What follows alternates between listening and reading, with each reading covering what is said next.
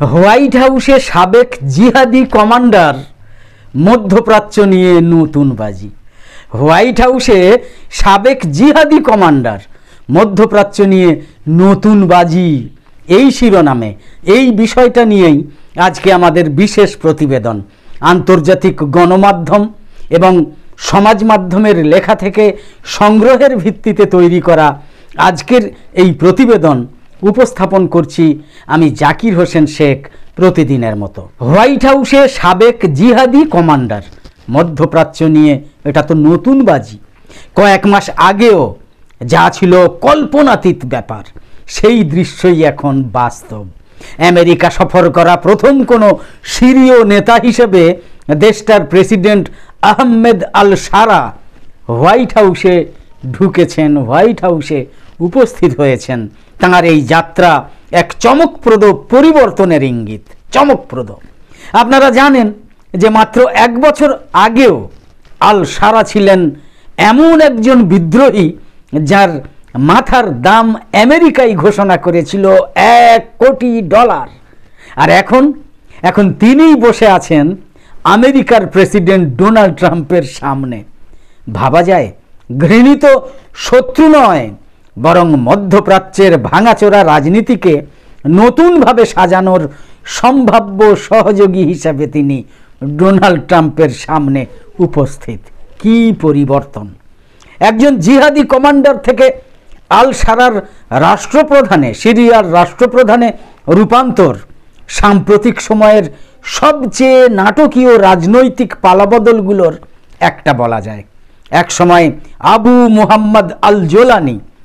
মুহাম্মদ আল Jolani নামে পরিচিত এই ব্যক্তি, এই লোকটা আমেরিকার বিরুদ্ধে ইরাকে যুদ্ধ করেছেন। পরে আল কায়দার শাখা সংগঠন হায়াত তাহরির আল শামের নেতৃত্ব দিয়েছেন। এমনকি এক সময় তিনি মার্কিন বাহিনীর হাতে বন্দীও ছিলেন।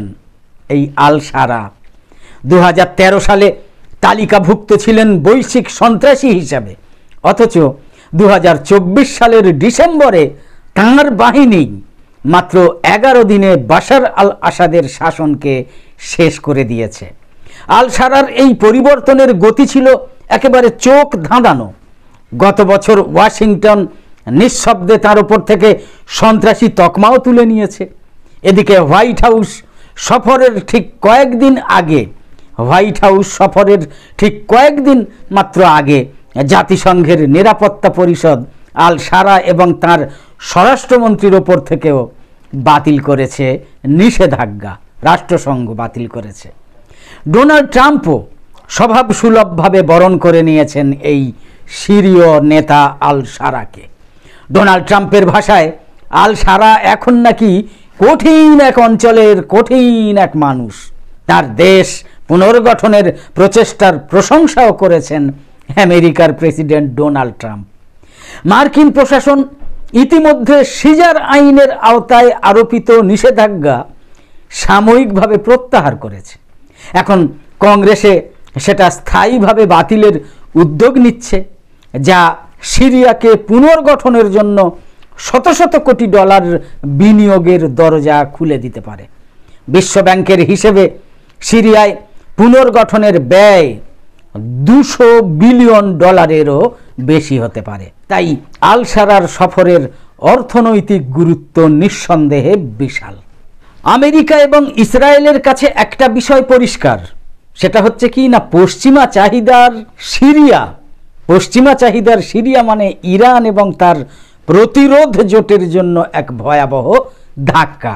যদি দামেস্ক, তেহরান এবং হিজবুল্লাহর সঙ্গে সম্পর্ক ছিন্ন করে, তবে আঞ্চলিক শক্তির ভারসাম্য নাটকীয়ভাবে চলে যাবে ওয়াশিংটনের উপসাগরীয় মিত্র এবং তেল আবিবের পক্ষে।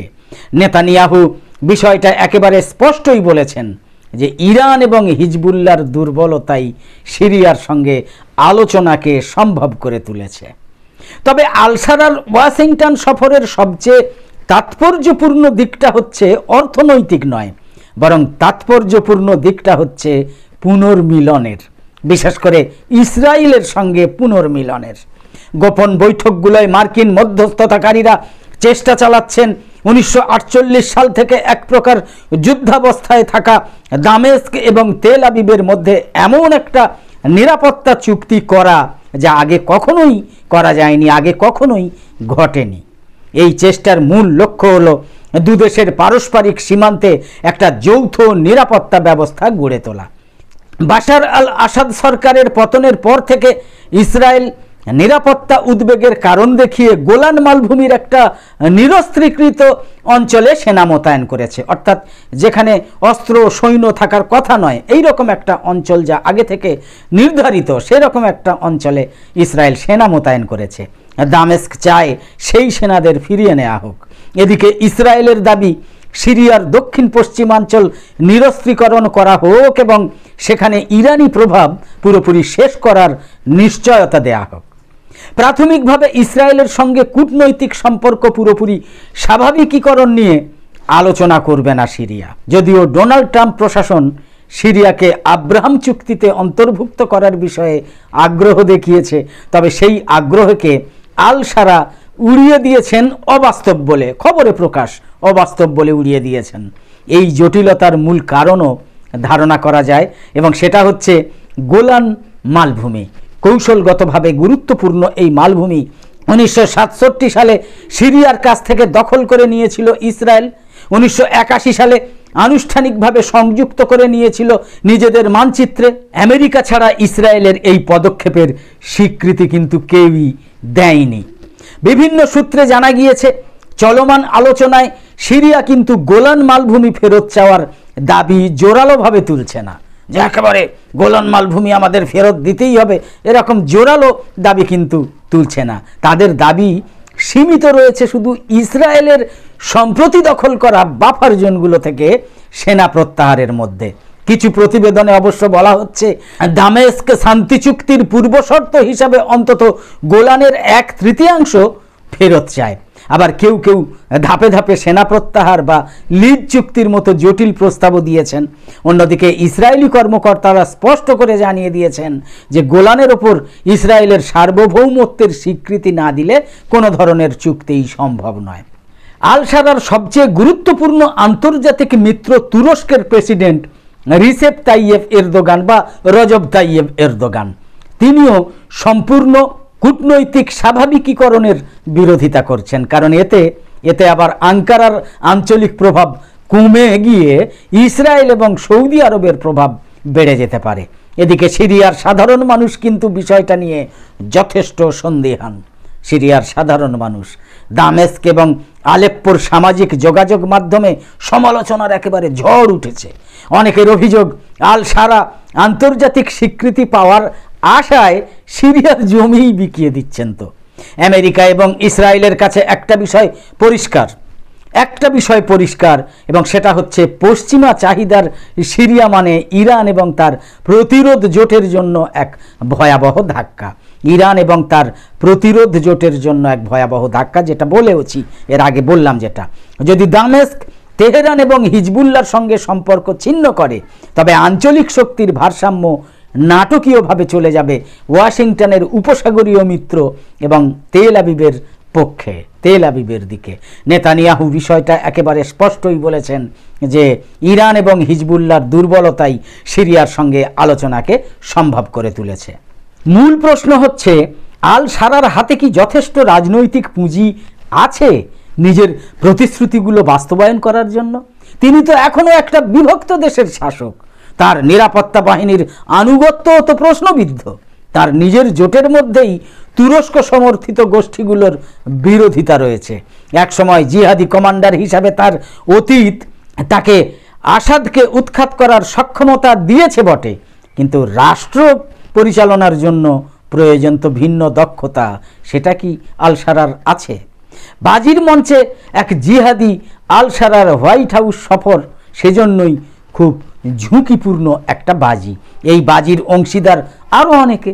ডোনাল্ড ট্রাম্প এবং বেঞ্জামিন নেতানিয়াহুর বাজি হচ্ছে অর্থনৈতিক প্রলোভন এবং কূটনৈতিক স্বীকৃতির সমন্বয়ে তারা একটা সাবেক সন্ত্রাসী নেতাকে নির্ভরযোগ্য অংশীদারে রূপান্তর করতে পারবেন।